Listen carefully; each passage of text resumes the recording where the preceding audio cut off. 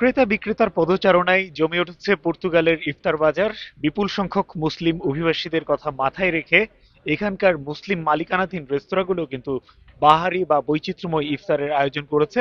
আমরা আজকেও রয়েছি পর্তুগালের রাজধানী লিসবনের অভিবাসী অধ্যুষিত এলাকার একটি রাস্তা রুয়া দো বেনফর্মোসো। এইখানেই বাংলাদেশি, ভারতীয় বা পাকিস্তানি বিভিন্ন মুসলিম মালিকানাধীন রেস্তোরাঁগুলো রয়েছে।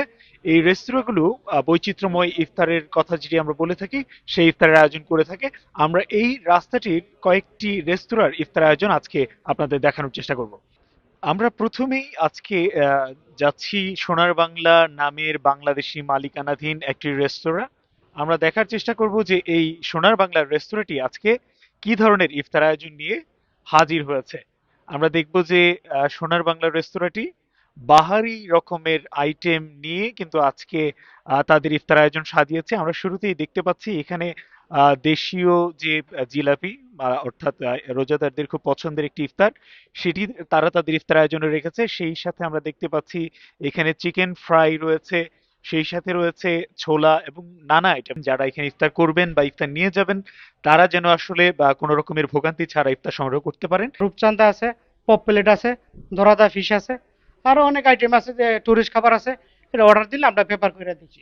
আমরা আরো একটি বাংলাদেশি মালিকানাধীন রেস্তোরাঁ বেঙ্গল সুইটস এন্ড রেস্টুরেন্টের ইফতার আয়োজন আপনাদের দেখানোর চেষ্টা করব। কি ধরনের আইটেম আজকে তারা রেখেছেন আমরা শুরুতেই দেখতে পাচ্ছি যে তাদের ইফতার আয়োজনে তারা বিরিয়ানি রেখেছেন, সেই সাথে ছোলা রয়েছে, আর রয়েছে আলুর চপ, বেগুনি, পেঁয়াজুর। বাহারি ইফতারি কিনতে কিন্তু ক্রেতারা এই রেস্তোরাঁটিতে ভিড় জমাচ্ছেন আমরা দেখতে পাচ্ছি, এবং বিক্রেতারাও বেশ ব্যস্ত সময় পার করছেন ক্রেতাদেরকে তাদের প্রয়োজনীয় বা পছন্দ অনুযায়ী ইফতার মেনু তৈরি করে দিতে। ক্রেতাদের কথা মাথায় রেখে তারা তাদের মূল্য বেশ সহনীয় রেখেছেন বলে এই রেস্তোরাঁটির কর্তৃপক্ষ আমাদেরকে জানিয়েছে। আমাদের তো মিষ্টি আছে, মিষ্টি দই, তারপর রসমালাই, বাংলাদেশের মিষ্টি লাড্ডু, যত কিছু আইটেম আছে মিষ্টি জাতীয় সবকিছু আমাদের এখানে পাওয়া যায়। ডিসপ্লের আইটেম ছাড়াও বাহারি রকমের মিষ্টান্ন বেঙ্গল রেস্তোরাঁ তাদের ইফতার আয়োজনে আমরা রেখেছে। তাছাড়াও এখানে ডিসপ্লের বাইরেও তাদের ভেতরে আরো বিভিন্ন রকমের কারি বা হালিমের মতো আইটেম রয়েছে, সেগুলোও আমরা আহ, দর্শকদের দেখানোর চেষ্টা করব।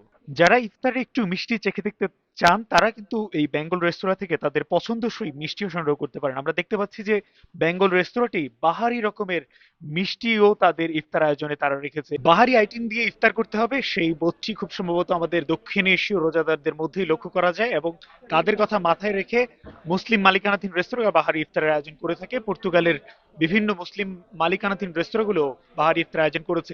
শুধুমাত্র যে আমাদের মুসলিম রোজাদাররা যে এরকম এখানে ইফতার করে থাকেন বিষয়টি এরকম নয়, বিভিন্ন দেশের যারা পর্যটকরাও ঘুরতে আসেন তারাও কিন্তু এরকম বাহারি আয়োজন দেখে তারাও ইফতার চেখে দেখার চেষ্টা করেন।